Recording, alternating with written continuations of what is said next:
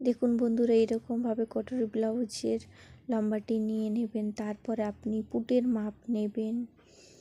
পুটের মাপ নেওয়ার পরে আপনি মহড়ার মাপটি নেবেন। তারপরে আপনি ছাতির মাপটি নিয়ে নেবেন। সেখানে আপনি 1 বা 2 ইঞ্চি সেখানে বাড়তি রাখবেন। তারপরে আপনি মহড়া এখানে 1.5 সামনা গলা, তার জন্য এখানে আপনি 1 ইঞ্চিতে গোলাইয়ের শেপ দেবেন। গোলাইয়ের শেপ দেওয়ার পরে আপনি গোলাইয়ের শেপ দেবেন এবং গোলাইয়ের শেপ দেওয়ার পরে আপনি কোমরের মাপ নেবেন এবং কোমরের মাপ থেকে ওইখানে আপনি 1 বা 2 ইঞ্চি বাড়তি নেবেন। বাড়তি নেওয়ার পরে আপনি দেখুন, এখানে আমি মার্জিনটি লিখে দিচ্ছি। এটা হচ্ছে মার্জিন এক্সট্রা কাপড়।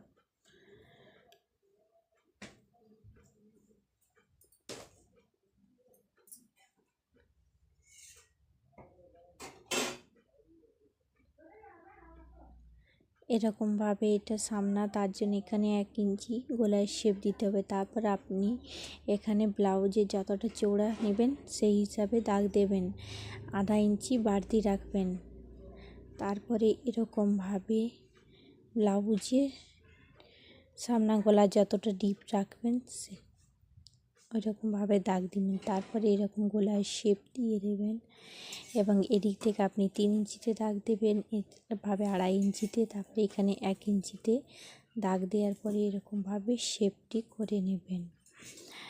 তারপরে আপনি এটি একদমভাবে গোলাই করে নিতে হবে। আধা ইঞ্চি এরকমভাবে শোল্ডার ডাউন করবেন।